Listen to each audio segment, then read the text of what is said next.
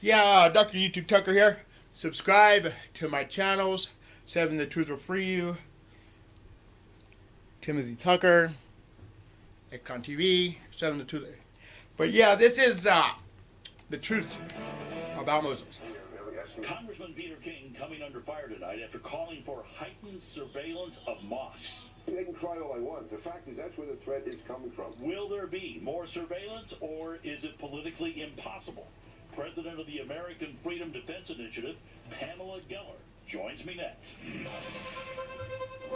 Well, Congressman Peter King defending his call for better surveillance at mosques in this country in order to detect terror threats. The House Homeland Security Committee member is in an interview firing back at critics of the surveillance, saying that they can, quote, cry all that they want.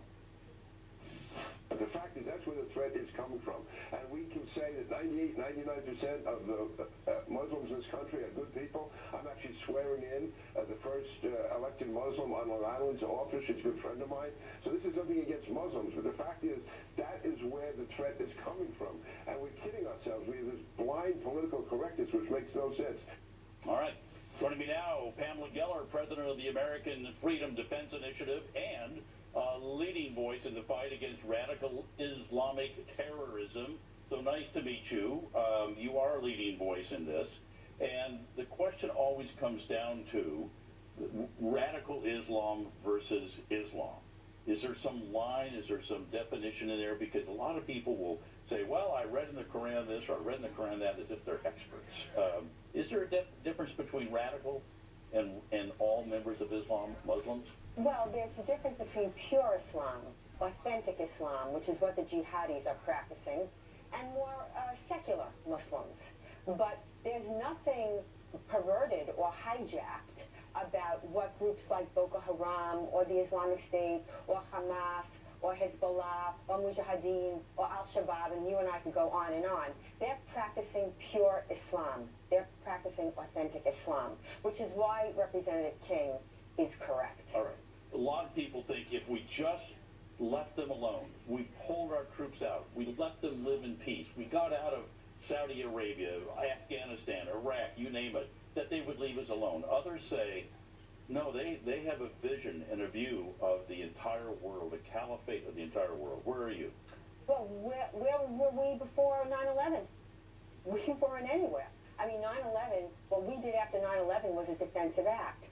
There is nothing in the Quran that speaks to a spiritual jihad. It is a war against non-Muslims. So when President Obama says, well, you know, ISIS is killing Muslims, not in their mind. They're killing non-Muslims. They're killing Shia. You know, the Sunni versus Shia is really a battle between who is the true Muslim. Right. When they kill Shia, they are purifying the Islamic State. It's all Islamic. So when President Obama says the Islamic State is not Islamic, if it's not Islamic, President Obama, then what is it? Yeah. The other issue, of course, is about this question of the First Amendment, where the government should not interfere with your right to practice your religion, and nor anybody in this country. And yet, at the same time, the surveillance of mosques seems like it's government interfering in religion. Others will say, no. No, it's not. It's a house. It's not a house of worship. It's a house of recruitment. Which is it? And does it vary by mosque to mosque to mosque? It's both. You know, unlike, no one cares about the religious component, but Islam is a comprehensive, complete system. It's legal, it's economic, it's military, it's political. The problem is with political Islam. I mean, nobody cares if you worship a stone. Just don't stone us with it. So the idea that you can preach sedition and it's okay because it's part of your religion is ridiculous on its face. You must monitor the mosques. You must enforce the laws against sedition that preach jihad and Sharia. They don't get that, though. This is not... They think it's imaginary. It's crystal clear. Do you believe that there are mosques that are primarily recruiting for jihadists? Absolutely. Yes, there is. What percentage, do you know?